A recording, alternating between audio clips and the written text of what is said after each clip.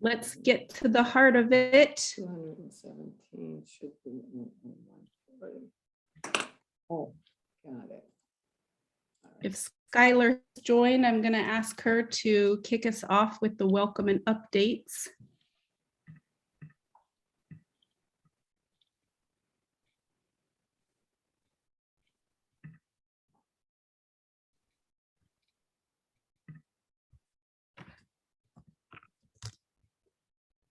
If not, we may be waiting just a minute.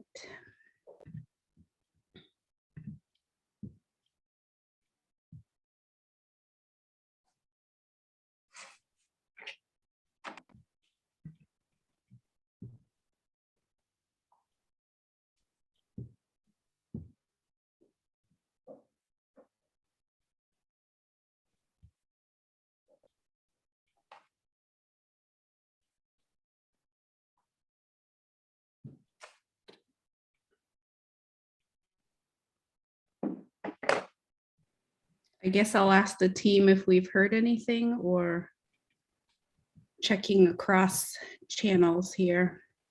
Let me.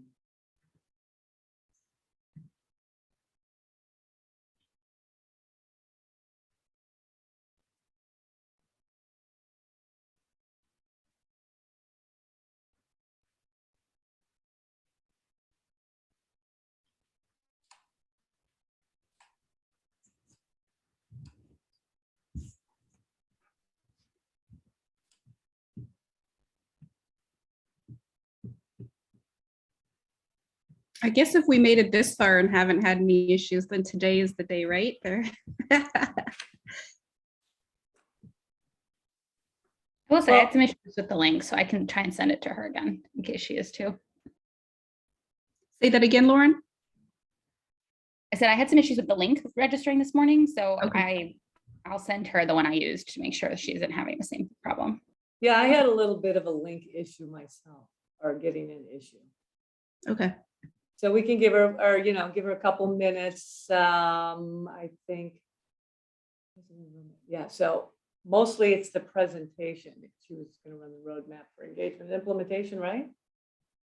Or no, Yep. Civic. I'm sorry, breakout. No, that's Gabby. Yeah, just some updates about what's been happening with on the city side and the data dashboard update. Oh, right. Yeah.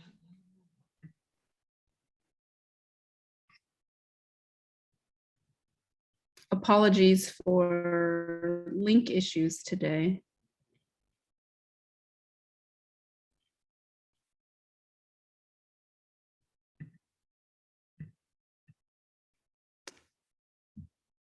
Good morning, Skylar. Are you here? Hey, sorry you all. I was having some severe technical difficulties this morning. I am on. Are you waiting for me for anything?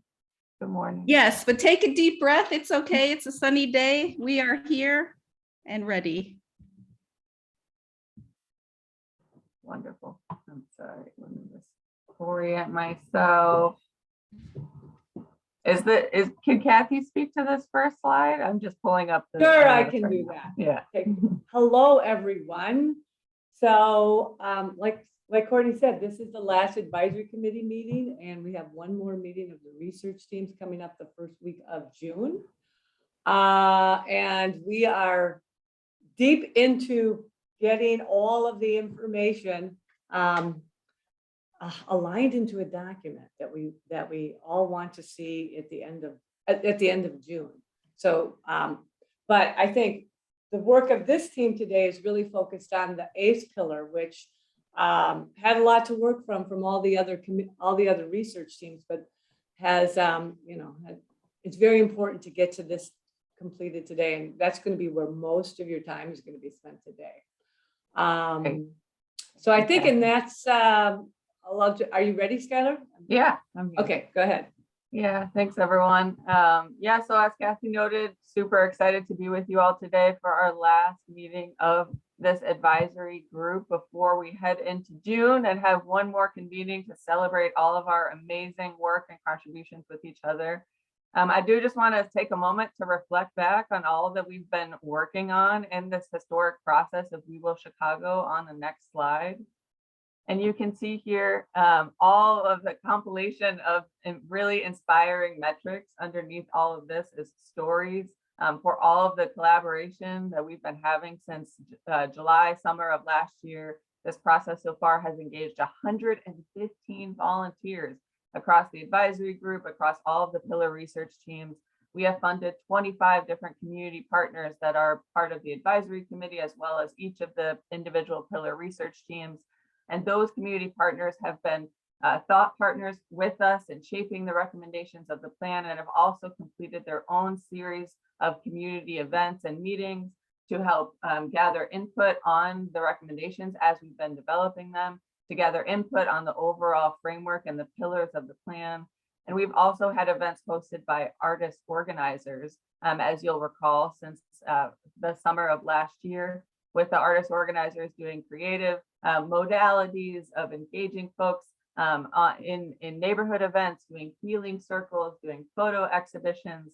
So really excited for all of the ways that we've started to generate creative conversations about the citywide plan and the vision for the future of Chicago for the next 7 to 10 years.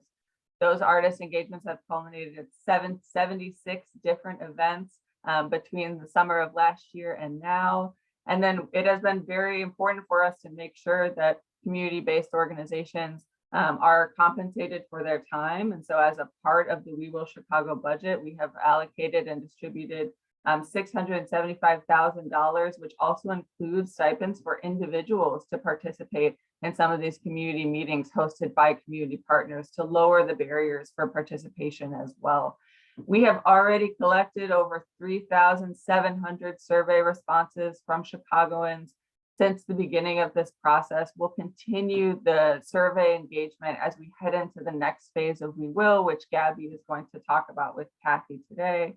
And we've engaged over 100 different Meeting in a Box trainees. And Meeting in a Box, as you'll recall, was our project with the Metropolitan Planning Council, where we were arming anyone in Chicago that was interested with a toolkit that they could offer conversations around the different pillars of the We Will plan to provide ideas that we then distilled back and made available to our research teams. We are really excited for the moment that we're in right now. We're excited for the opportunity to reflect on some of it with you today and think about what is the next step for We Will. What does the summer look like? What does the fall look like? What does the culmination of this entire process look like in Q1 of 2023? And so with that, I'm going to kick it to Kathy to share a bit more about what we can expect for the coming weeks as we round out this phase of We Will and then the months ahead. Hello, I'm actually Gabriela Jurasek, the Assistant Commissioner of Community and Digital Engagement, and part of the DPD team working on the communications and outreach plan for We Will Chicago. I also wanted to introduce a member of my team who just joined, David Collier King. And David, would you like to introduce yourself?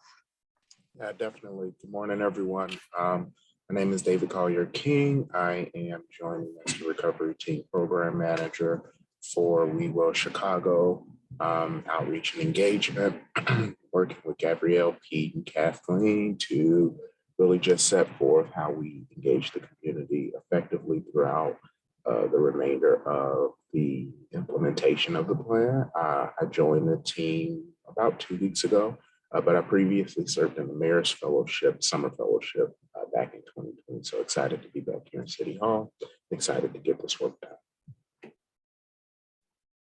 Thank you so much, David. So can you move to the next slide, please? So here's a general overview of what's going to be happening over the next several months.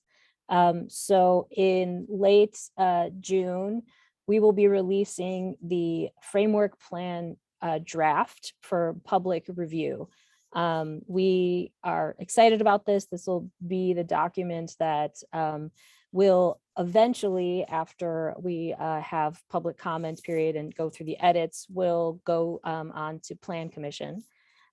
So July through November of 2022, we're planning a broad range of public engagement opportunities, which I'll get into a little bit more on the following slides. Then that November through December period, we're going to be taking a lot of the things that we've learned from the comment period and integrating them to help improve the plan and revise the draft. And then we're looking at taking this document to the Chicago Plan Commission in January 2023. Next slide. So just a little bit of an overview of exactly what is this print document going to be looking like. So we have a few parts of it that we're putting together, and we're working right now with the consultant team to produce this text. So there will be a making the plan kind of story, which a narrative, which will be, why are we doing this citywide plan? What is a citywide plan? It'll talk about how the principles and themes were developed, which those came from the pre-planning period. It'll recap how we assembled the research team and this advisory committee as well. We will be adding some Chicago planning history context to just, give people an overview of how have plans previously worked in Chicago, as well as a historical acknowledgement section, which will, it's very difficult, obviously, to encompass the full history of pain and harm that has been, that some of these planning decisions have caused to, different identities within Chicago, different groups. But we are attempting to kind of put together a little bit more context, specifically about how some of the We Will Chicago goals and objectives will work to help move us into a better future that acknowledges that past, but also helps us kind of look forward to how can we improve the lives of Chicago and going forward. There will also be a brief summary of our public engagement pilots that have already happened. So the artist engagements that happened last summer and fall, as well as all of the meeting in a box work that has wrapped up. There are still a few coming in technically, but as of this document, because we kind of have to pick a time period to move forward from, we're kind of recapping things as they wrapped up at the end of April.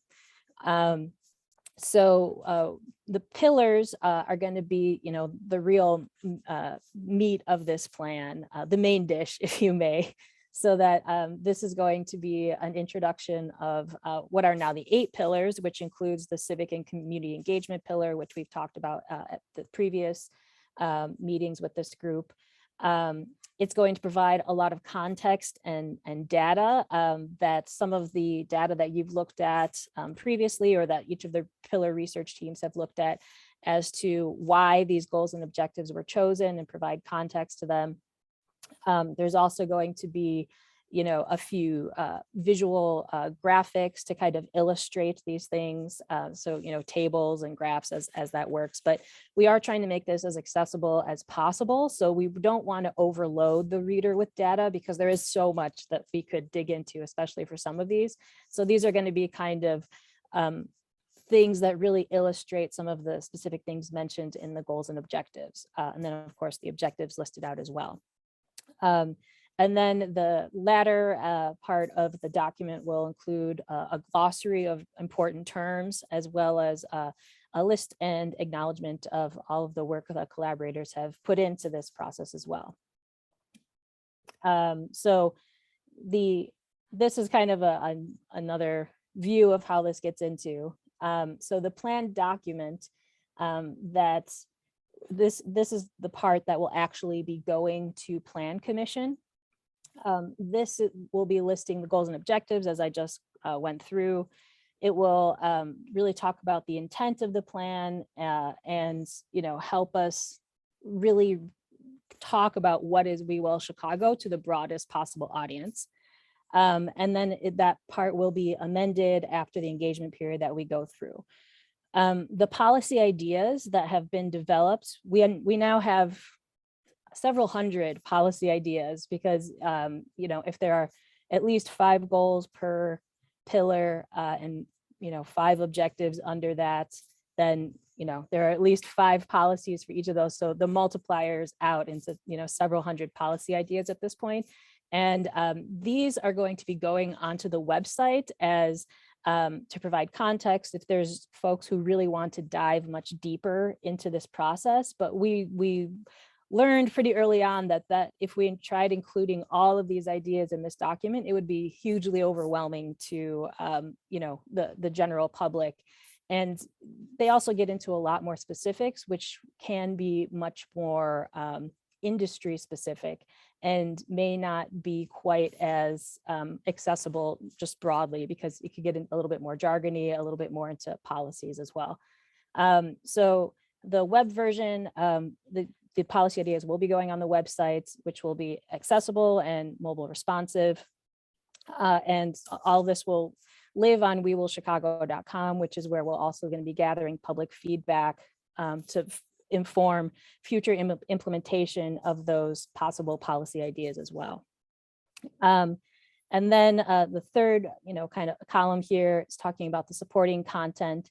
So we have really deep, robust notes and strategies that have, and all of these conversations that have come out of this that we do want to put up on the website for transparency, as well as for those people who are super excited and really just want to dive into the nitty gritty details of how all this came about.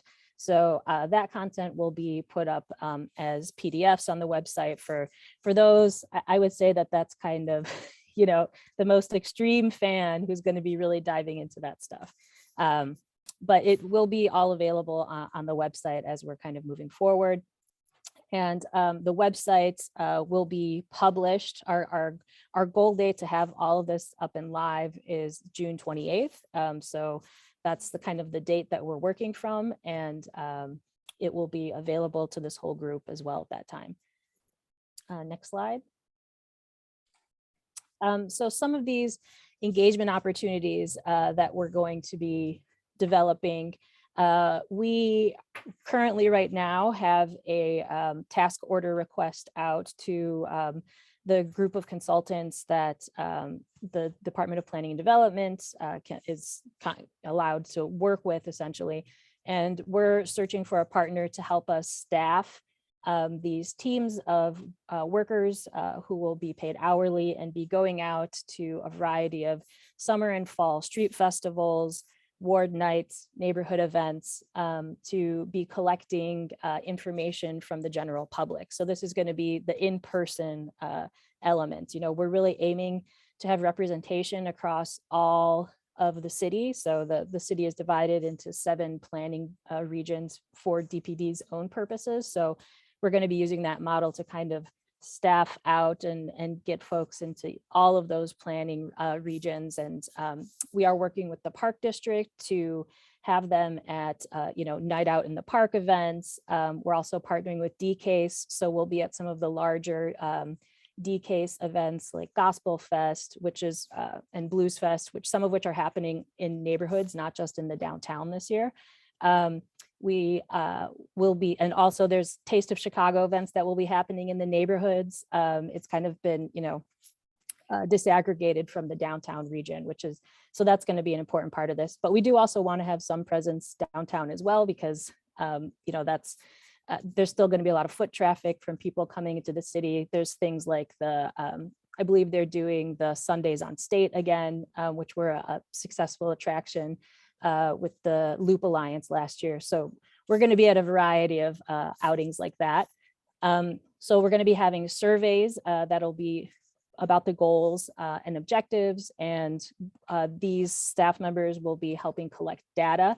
At this point, we really need quantitative data on this. So we need, you know, data that is going to be easily actionable instead of, you know, previously when we did some of these activities, it was great because you could get kind of big brainstorming ideas. But if you have a lot of open response comments, it becomes very difficult to try to process that data.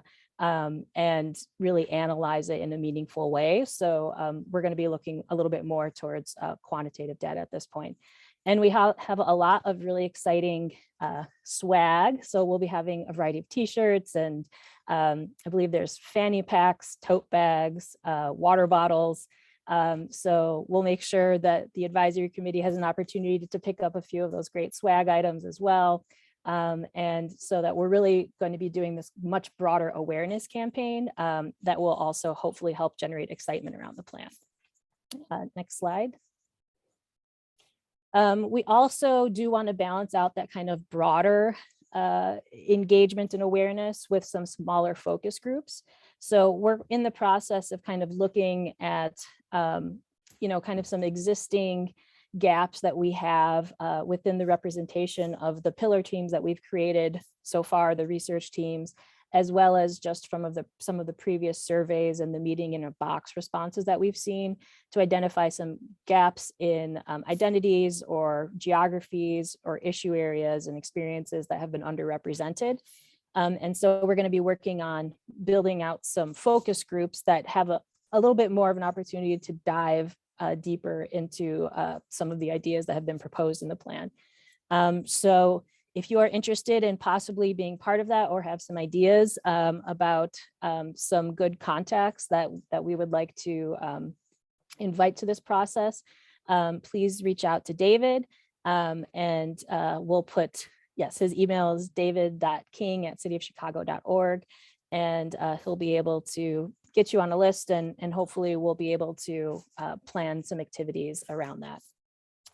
Other opportunities that will be available: we are going to be updating the meeting in a box materials with kind of the final goals and objectives and refining some of the activities. We got a lot of really great feedback on the meeting in a box experience. So from the past several months. And so we're going to be revising that with the Metropolitan Planning Council, MPC, to refine it and release it again, probably in July with some updates. And there is also a very exciting series of events that the Metropolitan Planning Council, along with the Chicago Council on Global Affairs, is convening some international speakers, which will be virtual events, one for each pillar. And they're kind of crafting some really interesting conversations about some of the issues brought up in each of these pillars. And we're also going to be having some activities that go along with that to provide input into this process as well. So we're actually going to be rolling that out this week publicly. So we will share the information about that. I believe the first one is going to be on June 6th, and that will be about housing and neighborhoods. So we'll definitely be sharing more information about those pillar events as they go forward. They'll be basically June through, I believe, November at this point. Next slide. Kathy, is this your part? Yeah. Okay, great. So we put a couple slides in here about, what happens next with all of this work. There is so much good content that's been created through the research teams and advisory committee. So it is a plan. So is it a framework for basically, work of the city and anyone in the city? I mean, it's a framework for where we want to see the future. So the first thing we will do, or we intend to do, is submit this document, and Gabby laid out the 3 different sort of tranches of where the content is, to the Plan Commission for adoption. Probably we're aiming at January of 2023. So when Plan Commission adopts a plan, that means that plan developments all need to be consistent with adopted plans. So they would be adopting the goals and objectives. And so plan developments and plans should be consistent with those goals and objectives of this citywide plan. And again, we don't have one, so this will be the only one to be consistent with. And so that would also mean the DPD will have to develop some types of checklists related to goals and objectives. So when PDs or plans come to staff before they go to Plan Commission, we'll need to see how are they consistent, how do they achieve relevant goals and objectives. So that's an immediate first step. But then there's all kinds of other tools that are available for, taking this content and moving it forward. There's intergovernmental agreements between agencies.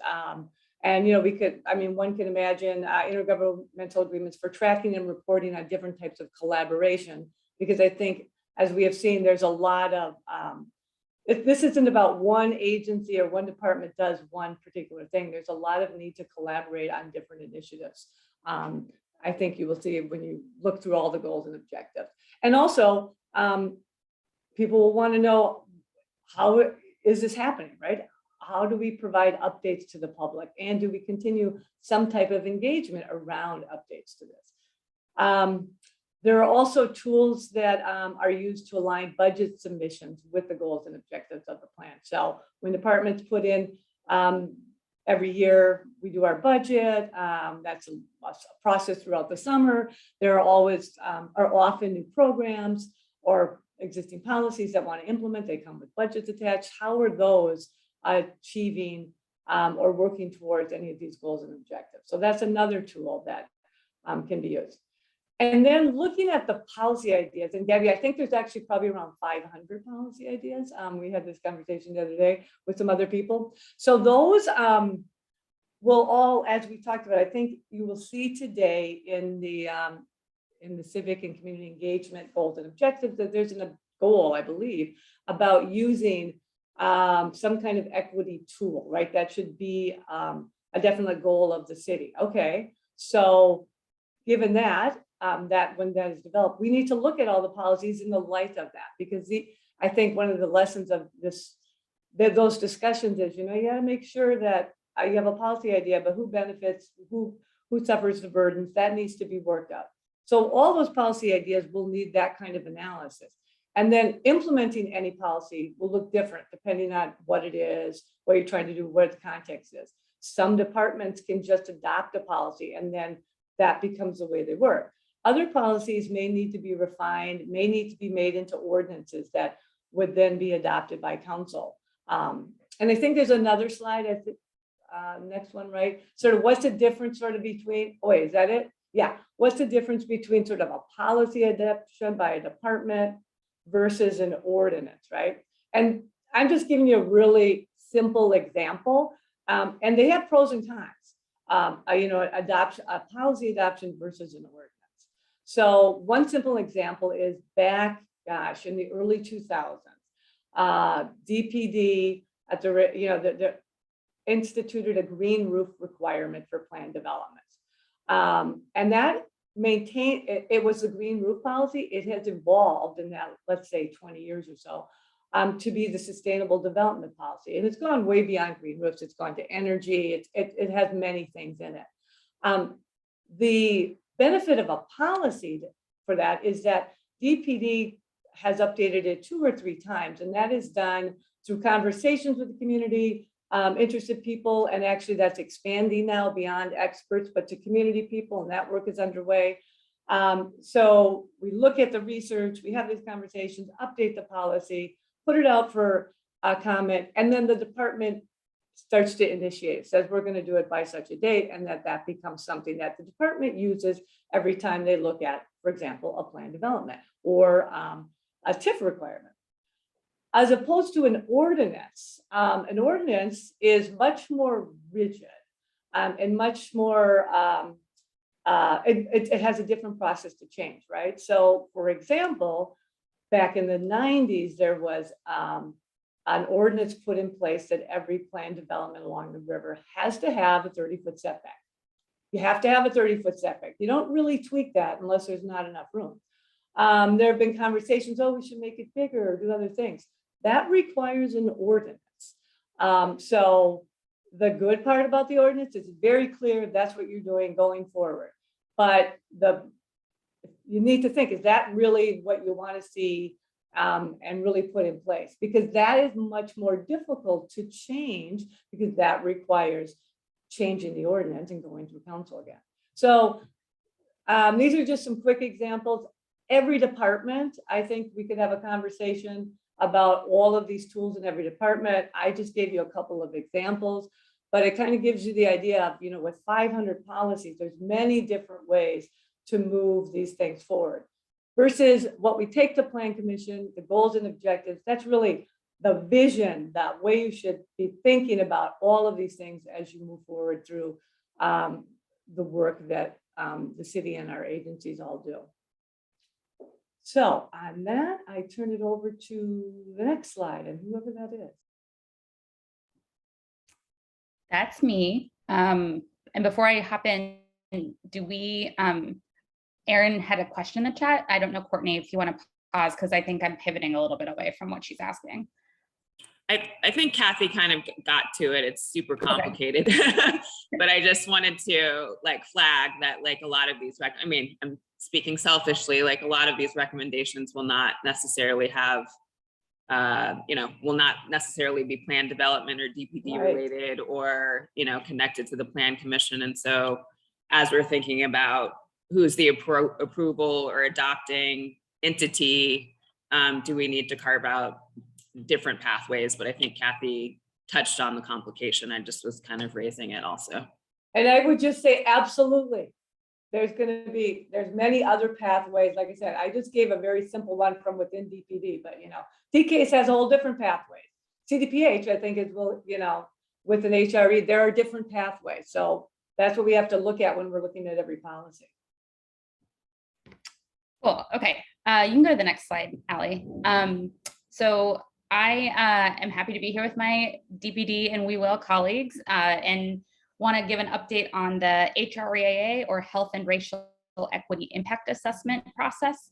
And before I kind of dive deep, I want to bring us back up to the definition that we created as a city of what equity is. And equity is both an outcome that results in fair and just access to opportunity and resources that provide everyone the ability to thrive. And then next slide, the process piece in particular, we were very complicated over in Office of Equity and Racial Justice, and we have a short definition and a long one.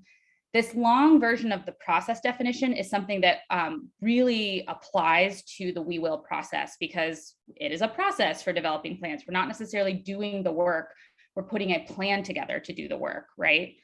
And equity as a process requires us to do that business differently, specifically through prioritizing access and need and opportunities for groups who have the greatest need, evaluating the benefits and burdens by these systems that we call neutral, but may not actually be, and then making sure we engage the people who are most impacted by the problems that we're trying to solve the problems, and valuing them as experts in their own experiences.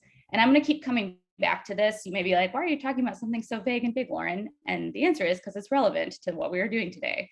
And I also want to remind us that this vision of equity that we have as a city and as a nation is going to take a long time to achieve. This is huge. This is a lot of work.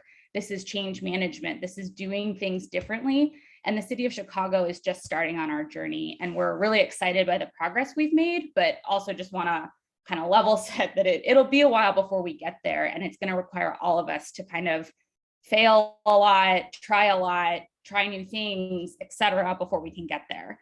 And so how do we get to this big, huge new future? Next slide. We have our five principles that were co-created by community members last year and our office, which I think are helping us guide the work that we're doing at the city level. So there's building the culture of inclusion and diversity, deepening our spectrum of engagement, routinizing equity impact analyses, investing in healing, and then being accountable for that progress. In this space, what we had identified as the right kind of pillar to be focused on is this routinizing equity impact analyses in our processes and practices. Because in We Will, we're talking about, like we were just saying, we're talking about DCASE, we're talking about CDPH, we're talking about MOPD, CDOT, and there's a lot of different types of ways that we can pass policies and programs, ordinances, executive policy, et cetera. And so how do we identify the right tools to use in the right situations? And so we've been focusing on this third pillar over the last several months. If you go to the next slide, there are a ton of different tools. And we had when we had a plan for what we thought We Will was going to be, we had said, hey, this cool version of like a combo health impact assessment, racial equity impact assessment, which is a new tool that we're developing kind of in the city of Chicago, makes sense for what this is going to be. We've, I think, recognized that given some of the evolution of the policies that the pillar teams are developing and kind of where the plan is at, that maybe that isn't the right tool to use right now. But the good news is we have a ton of tools at our disposal that we can be utilizing. And we also can make sure that the health and racial equity impact assessment is used in some of those implementation processes. So if we decide that, you know, some recommendation in the lifelong learning pillar is really key to making sure that we have educational equity across neighborhoods, then we need to make sure that we have a health and racial equity impact assessment that is applied to that example. And I want to give a particular example on the next slide of like when you use one tool and when you use another, while also qualifying this and saying this is an emerging area, this is kind of gray, and like you kind of have to use judgment about what tool is useful in which situation.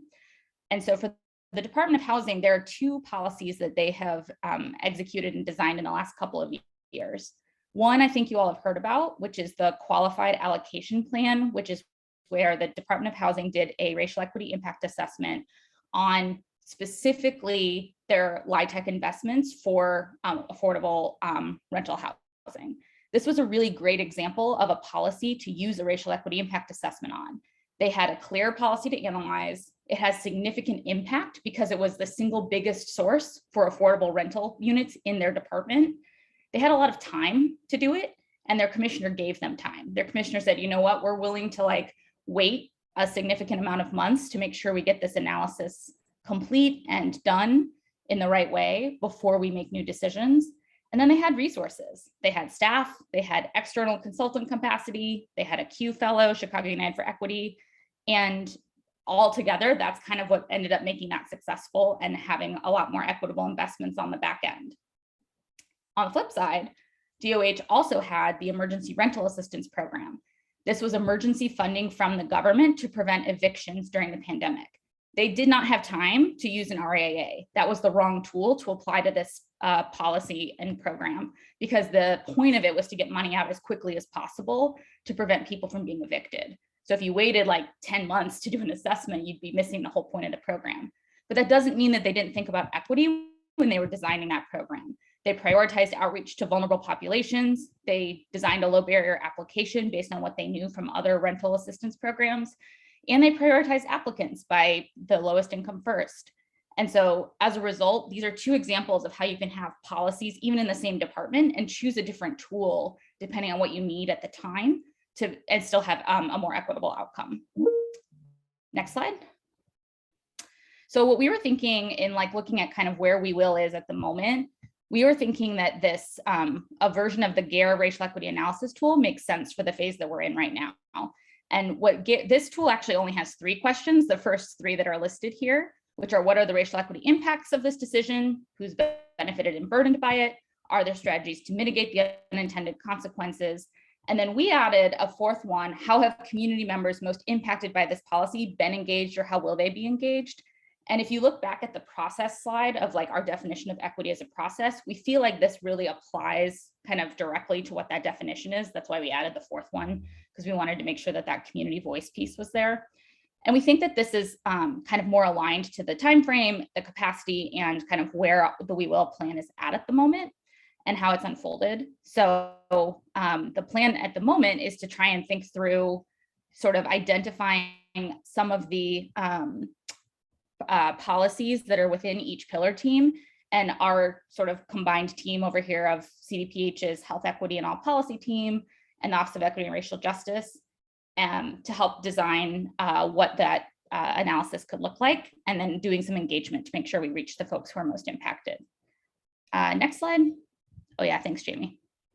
GARE is the Government Alliance on Race and Equity, which is kind of the national think tank best practice group that supports state and local governments in racial equity.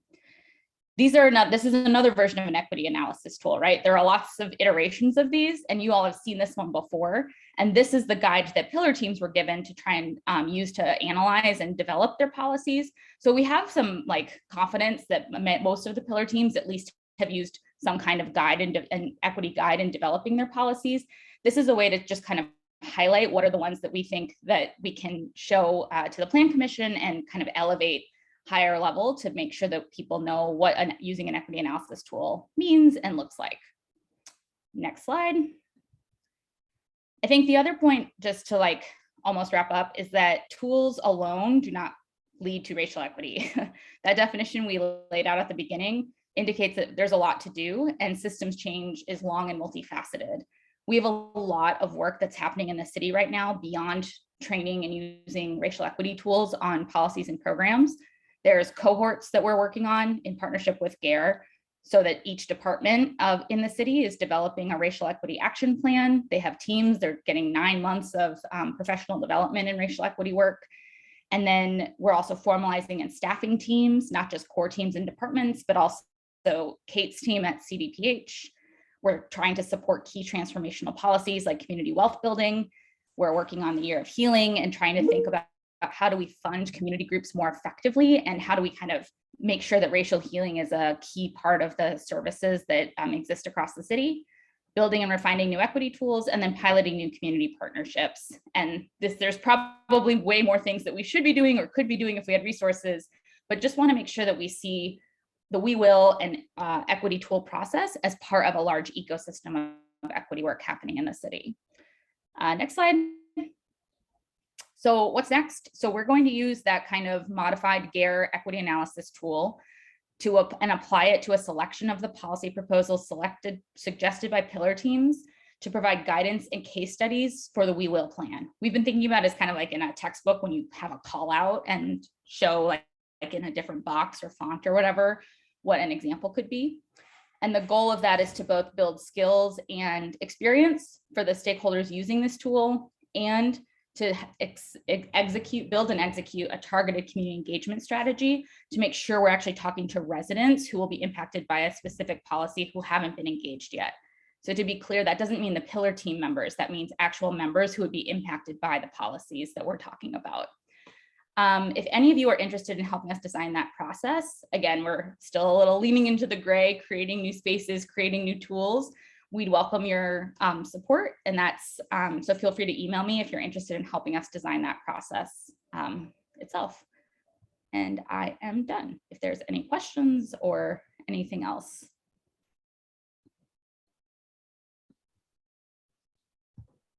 Incredible. Thank you, Lauren. I think as you all have heard today we're teeing up a lot of content for you to think about, like your next step with We Will, whether that be getting more involved in heading out to some community meetings at the Taste of Chicago events to talk about We Will at the table alongside us, or to be joining Lauren and I to think about the next step of what this application of new equity analysis tools looks like as we head into implementation design for the policies. We would welcome additional thoughts and conversations because many of you are experts in this type of work on the line today. I am mindful that we are a little bit over time, and I want to maximize the time that we have in small groups to hear from you to help refine the final recommendations in the civic and community engagement pillar, which speaks so much to the way in which we are seeking to transform the operations in government in terms of the relationship with community. And so excited for how you'll help us get to the finish line in some small groups today. So with that, I am going to breeze through just some pretty quick context setting slides, and we'll jump right into our small groups that Courtney can help tee up. This just gives you a roadmap to what you're looking at. We sent out the document pretty far in advance, I think mid-week last week, for you to get a sense of the contents of the civic and community engagement pillar. Just as a reminder for context, this is something that you all actually helped us identify as a gap within the plan. That was something that was actually coming up across multiple pillars in different conversations, and many of them having the same exact recommendations. So we sort of came upon a recommendation to actually just make it into its own dedicated pillar.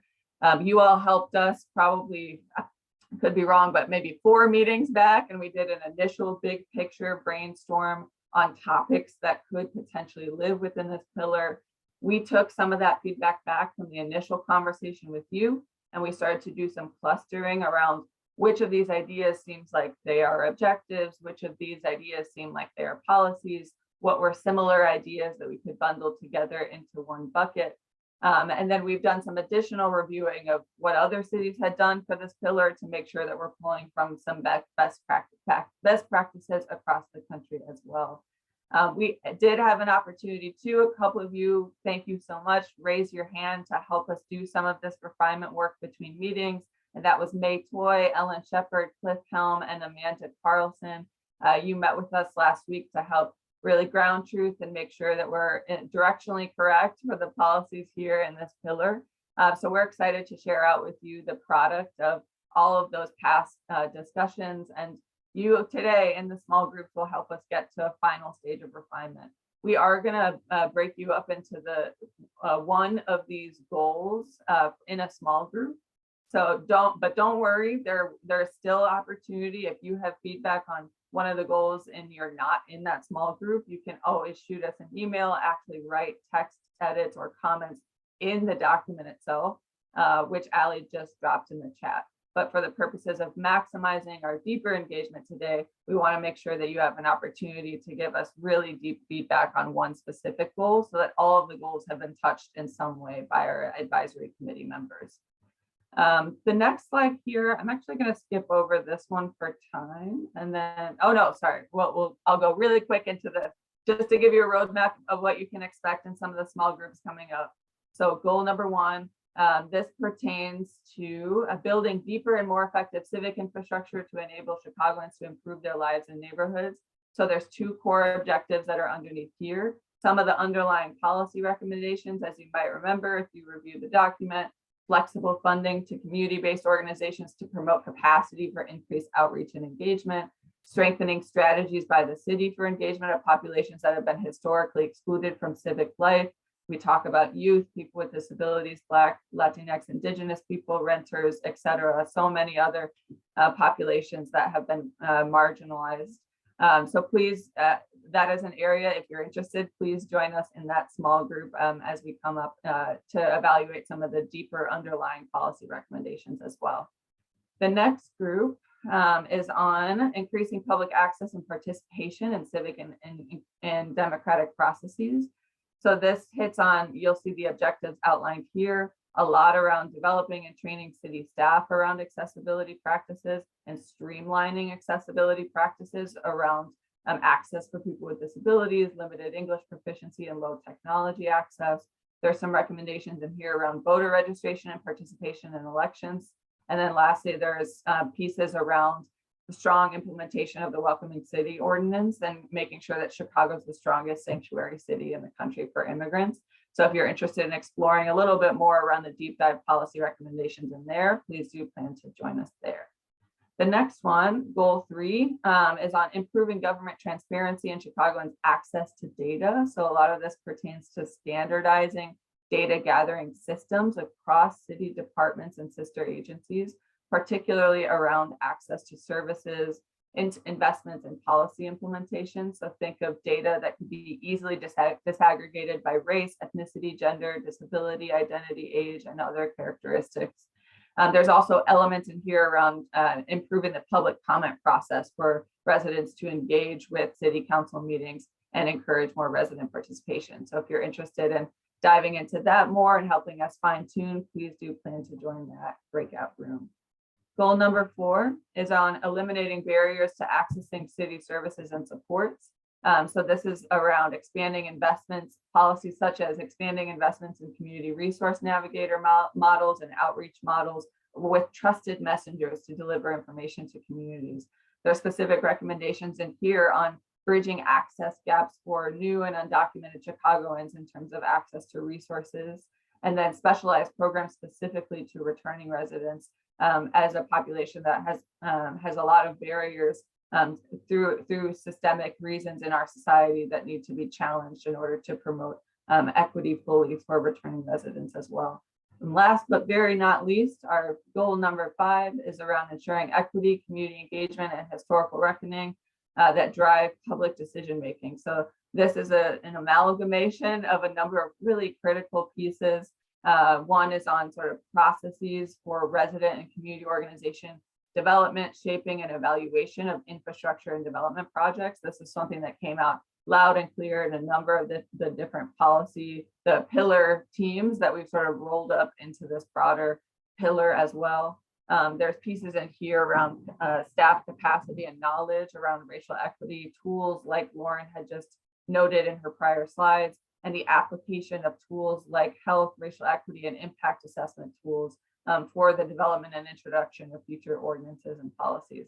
And last but not least, there is this really critical piece around community-driven healing efforts, which relate to our work in arts and culture, community development, and planning, but also have really strong linkages to the Office of Equity work around racial healing and the need for ongoing truth, reconciliation, and healing processes.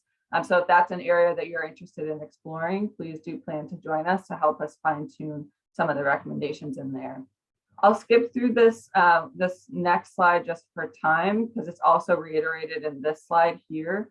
But just want to walk you through some of the questions that were really first and foremost at the top of mind as the pillars, the different pillar research teams were developing their own policy recommendation, and wanted to offer this to you to think about as a framework for helping us get to the finish line on some of the policies within this pillar in particular. So really, as you dive into the policies in your small groups, think about what is the desired outcome? How does it build on existing community plans and assets? So think of an asset-based mentality. How are we thinking about amazing work that's already happening at the neighborhood level that we can amplify through these policy recommendations, or that we can make sure to codify in some form by capturing it in this plan?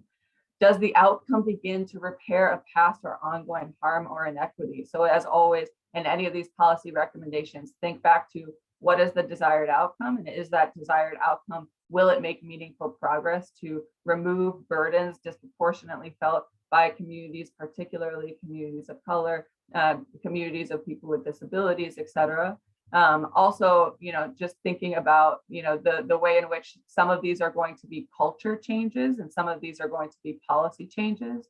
So think about it holistically around what you see as needing to transform in this citywide plan. And think about the benefits and burdens, as we've mentioned a number of times on these conversations. Who will benefit and not from this policy? Are there strategies for advancing racial equity and mitigating some of the unintended consequences?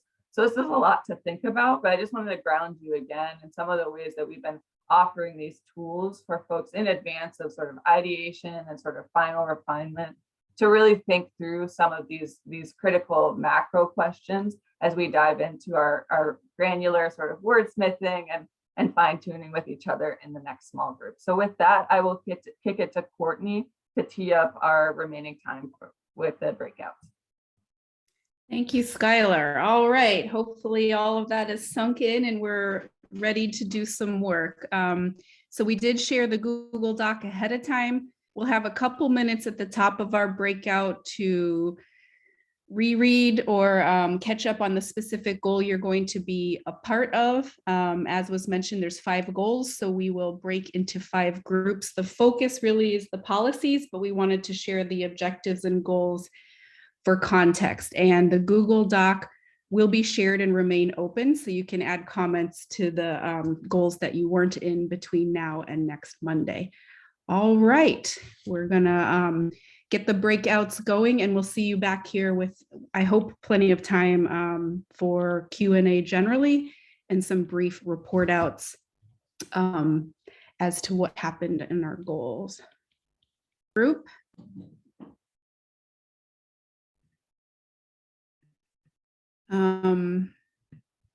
We were joking that just can't resist a good report out, but maybe we could keep them very brief. I'll go in order.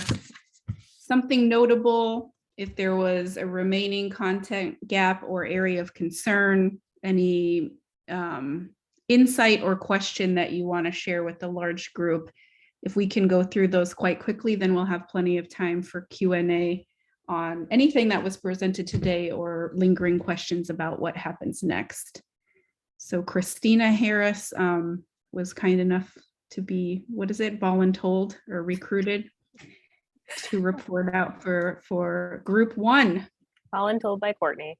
So we went through each one of the policies individually and had some comments. I think overall, our group would have appreciated a little bit more specificity in some of the policies in terms of what is the thing that would actually be occurring. And I think that, and who are some of the partners currently involved in the processes themselves, and would you want to augment them, maybe coordinate them better versus creating something wholly new? I think that was most in relation to the Department of Neighborhoods conversation, in thinking about how ward offices already occupy some of that potential space that the Department of Neighborhoods would, but also the Mayor's Office of Community Engagement and the role that they currently play.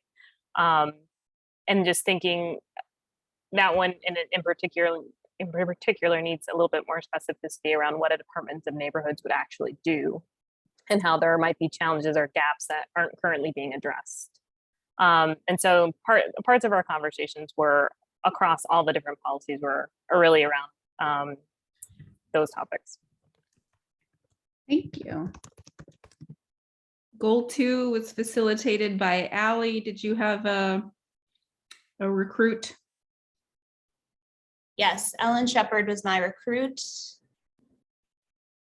And if, I guess, try to keep up with spotlighting if we can. It's fun when it's a surprise person instead of knowing who it is. All right, Ellen, I see you. Okay, Ellen is just calling these notes up, so hang on a second. So we went through a bunch of different issues around public access and civic and democratic processes. A lot of it was around trying to figure out how to make things more specific. There are a lot of questions around like, boy, this is really general. What does it mean? We talked several different times about the interplay between the state board of elections and the city. And what does that mean in terms of both feasibility and resources to make things better? There were several different items where there was something about, just kind of basic outreach. And we talked about things needing to be more resourced and more impactful than that. Not just outreach, but actually actively going towards communities that have traditionally had low access to voting, or towards participation in public processes. And how do you get rid of the barriers? Or, for example, in getting better access to people running for public office, or serving on boards, how do you provide training opportunities for them, leadership development, sort of more active solutions. And we talked a bit about different kinds of access barriers, like whether it's low technology access or having meetings where people live rather than expecting them to come to City Hall. I mentioned that Minneapolis has a community engagement office with cultural advisors for different cultures, so departments can learn what the cultural barriers might be and engaging with different communities. And then, sorry, I feel like I'm supposed to be answering specific questions that you had put on a slide earlier, but I don't remember what those questions were. They're just prompts. I think Okay. we want to hear, we just want to hear whatever you want to share. Okay, the only other thing I'll say is that I feel like in terms of themes and commonalities, there were a recognition of themes and commonalities, and like it's fine to engage people, but if they're not actually empowered in that decision-making process, then the engagement is probably worse than not having engaged them at all. So there's things that relate back to Section 5 and Section 1 especially. Thank you, Ellen. Appreciate it. Yep. Group 3 was facilitated by, oh, did I cut you off? I'm sorry. No, that's okay. I was just going to say Isabel said she would report for our group. Yes. Okay. So our group talked a lot about data, and we are discussing there's a difference between wanting to have access to data to, for example, know how to navigate which department and get a dead tree removed from in front of your house, like knowing how to navigate the intricacies of different departments and how to get service. There's a difference between accessing data for that purpose and then accessing data to allow for informed decision-making or to generally instill a culture of civic engagement and there's so many different kinds of data, and is it actually appropriate to standardize types of data across departments? And sort of, there's just a lot of data. It's all collected. Is it all collected at regular intervals? We just had a lot of back and forth because there's kind of a staggering amount of numbers and information to process and access. And how are we going to pay for that? Or how are we going to appropriately make sure, people are getting data? There's sensitive types of data versus data that everyone should have. It's a very complicated, complex topic. And so we kind of spitballed around all of those things. Great. Thank you. Group 4 was facilitated by Ranadeep. Yeah, so Libya is going to speak for our group. Hello. I'm not going to do justice to the conversation that we had, so apologies in advance to my group. We spoke, I feel like overall four specific things. The first one was just encouraging this process to be specific in the definition and on the definition of terms that it's using, and differentiating when it comes to services. Like Cliff mentioned the distinction between city services, government support, and non-government support, and how the city actually supports people differently in all of these three things. So it was important that from the get-go there is some clarity around that, specifically as people approach this as it becomes public.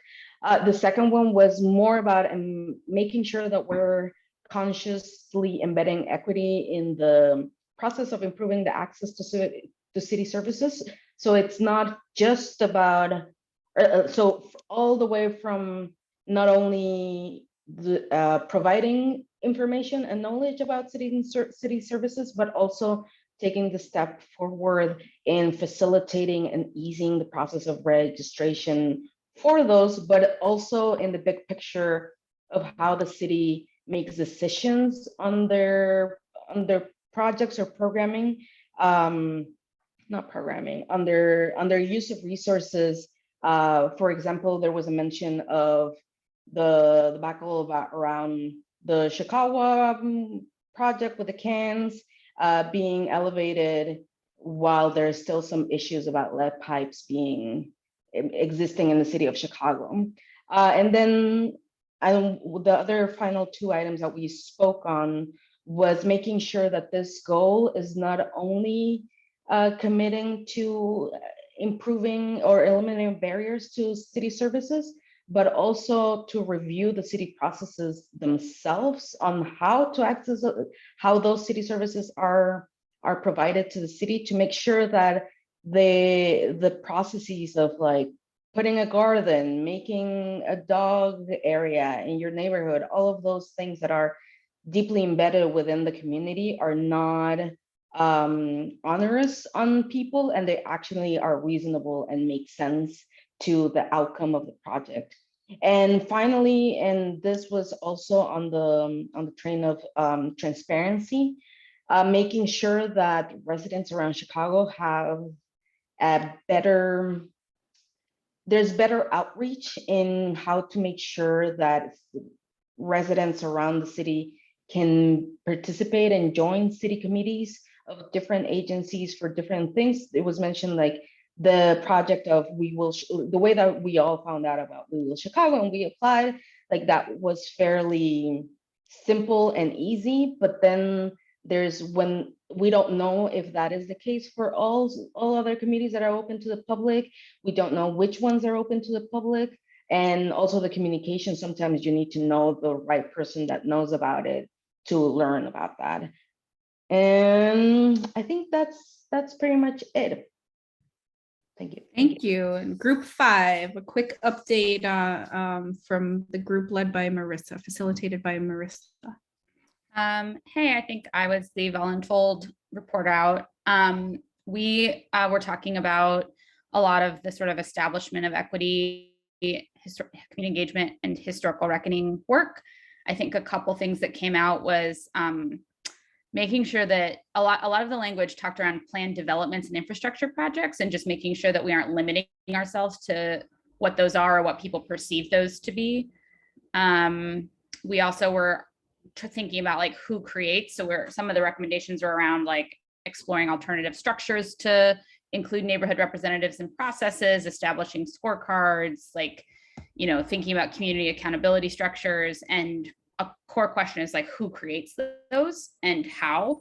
And then we also were, we didn't really get to the last two, I guess.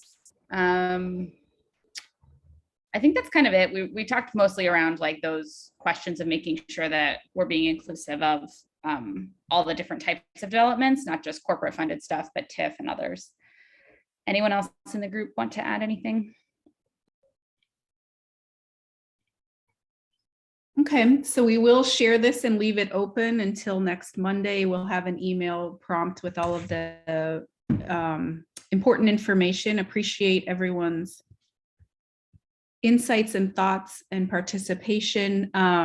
If you want to take the slideshow down, we can hopefully see each other's faces and just open it up for Q&A on anything presented today or questions about what happens next.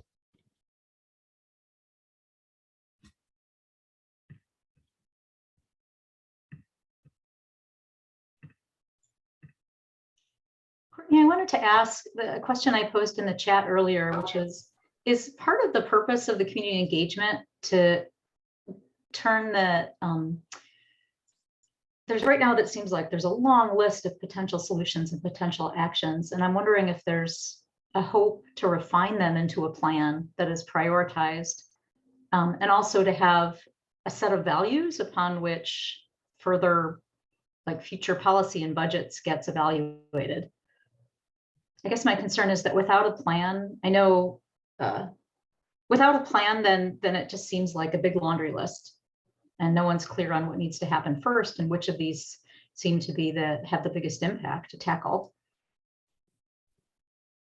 I can speak on some of that. So the broadest community engagement we're going to be doing is really looking to verify our goals and objectives for the plan, because as I mentioned before, 500 policy ideas is great and exciting, but frankly overwhelming for the vast majority of the Chicago population.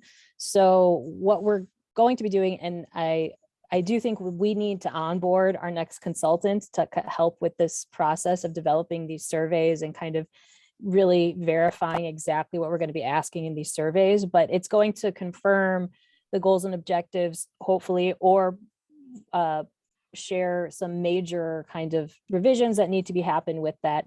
It's less about prioritizing the policy ideas and all of that giant list of things, because you're right, it's too overwhelming for the broadest possible segment of the populace. So some of those things are what we can get into a little bit more with some of the focus groups, but Kathy kind of alluded to this, is that, you know, hopefully once the framework is adopted, which is the goals and objectives, we have a whole nother year of refining policy ideas and going through, you know, the racial equity, you know, process, HREIA, that would assist with that. But it's frankly too much for us to take on in this, you know, 6-month period that we have kind of ahead of us.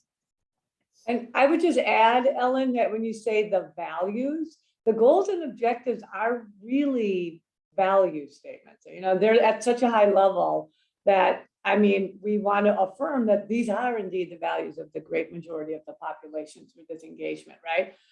You know, equity and resiliency are the principles, and the approach of the goals and objectives, I would say, are very value.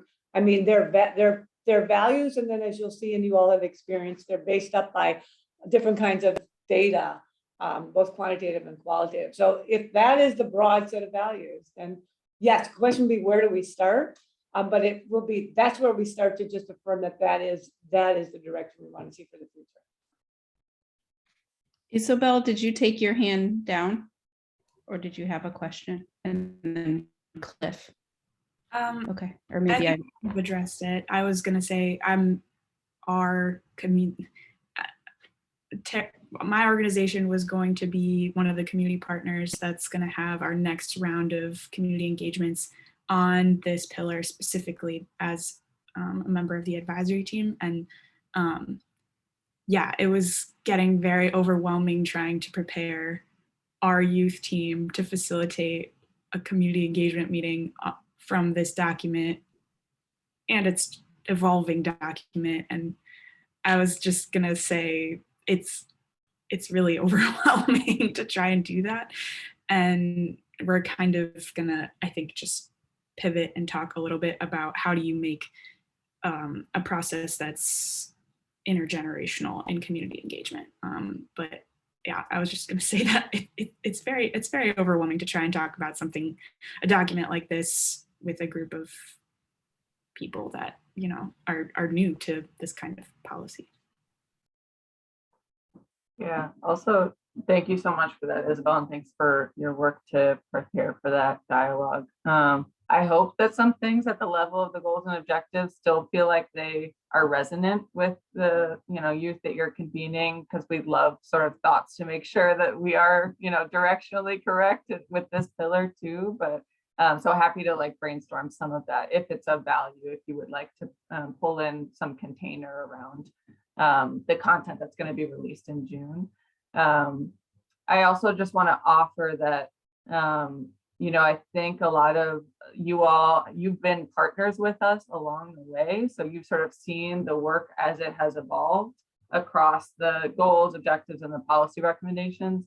And you all are like much more, you'll be very attuned to provide us good feedback of like, what could the surveys look like this next go around? That is that right balance of like making sure that we don't have confirmation bias of like only validating because of the people that actually, you know, complete the survey, what we've done. Like, how do we make sure that that survey is distributed in a way that we have a groundswell of representative Chicagoans that are filling it out? But also, like, how do we design the questions in a way that is sort of not, it's accessible for the public, it sort of meets them where they're at in terms of awareness and knowledge, and it's content that's given to us, like Gabby had noted, that's quantifiable, so that way the DPD can do a lot of the back end coding to understand patterns, and then we can convert it into the public comment revisions for the actual draft framework plan. So it's something, as you noted, Gabby, that we are actively figuring out right now, and just wanted to offer if folks have, you know, thoughts or questions on that offline as we prepare for this next round of consultants that will be charged with that. It is an area that we'd love to tap your wisdom. So feel free to reach out to Gabby or I, like from my note in the chat. And Cliff, I saw your hand as well. Thanks. I want to just kind of like dig in a little more on Ellen's question and sort of the what I'm reacting to with it as well is that there's been a huge long process. There's tons of resource, tons of people, lots of feedback involved.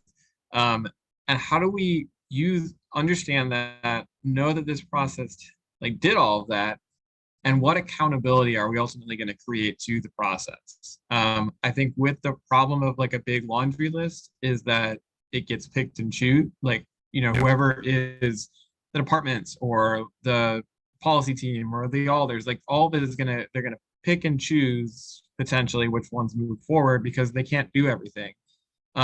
So what do we do with that knowledge right now with this system that we have with the overall, however many people have been involved in this, and potentially create some accountability towards the core reasons why this project exists, and what a lot of people have been pushing for and saying that we need this for.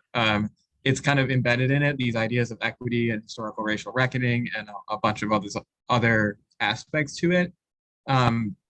But I'm very worried that this laundry list, it you know, again will get picked, like the picking and choosing that's going to happen and what's going to last. And so the prioritizing it to me, if we can moving forward into this process, into some of the initial next steps, and to think about what those priorities are. And I would ideally wonder how the community engagement process actually does help create those priorities, that we could then be like, these are the things that we need to be held accountable to. These are the things that people who are receiving this report will then need to be held accountable to.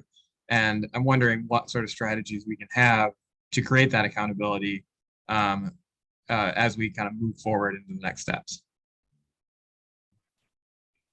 Yeah, thank you so much for that, Cliff.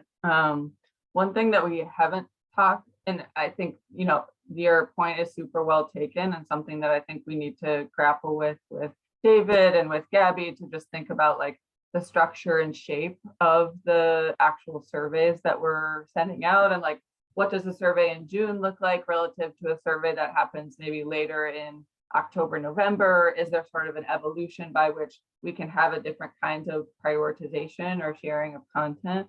What do surveys look like in 2023 that might be a bit more about policy implementation and planning as well? So all of that to say, I think that there's a due out for us to just think critically around what that looks like, because, you know, I'm in the same boat, right? There's, you know, 500 different policy recommendations. I would love to have a gut check, you know, beyond the amazing contributions of these teams, like what are the pieces that feel like there's the most will and momentum around externally and internally. And so it's something that we'll think about as we're designing implementation. I do want to note, and I think Kathy sort of alluded to this, like we now are moving into implementation planning. So, you know, even before a plan is adopted by the Plan Commission, knock on wood, in early 2023, we want to think through like, what is the actual structure in place cross-departmentally that would lead to progress on the plan? Because as Commissioner Harkey had noted, so much of the recommendations in here don't just pertain to plan development. They don't just pertain to the operations of DPD. It is really a whole government approach. And so that is something that we're thinking about in this next iteration, and wanting to bake into that a commitment to community accountability, whether that be like, what does the body in place, how often does it meet? What are the sort of public reports that come out for progress or lack thereof on the principles of the plan? How does that body help the city sort of internally decide? So these are the near-term priorities, these are the midterm and long-term. And we're actively in the middle of thinking about some of that design. MPC has been doing some work as an additional sort of research help to think about best practices and implementation in other cities. And so grateful to them to help us think big picture about, like, this isn't just a unique to Chicago problem, but it is endemic to citywide plans. Like, how do we create a body that is not just government, that is able to help us move these plans forward and hold us accountable? So we don't have the answers right now. We're swimming in the questions alongside you, and would be grateful for, you know, additional thought partnership as we consider what that entity needs to look like in 2023 to make this plan a reality.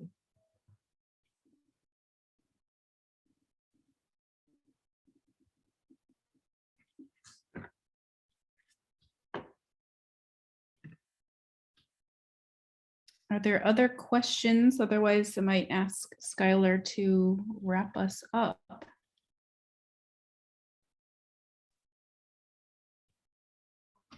Maybe we can share our final 2 slides.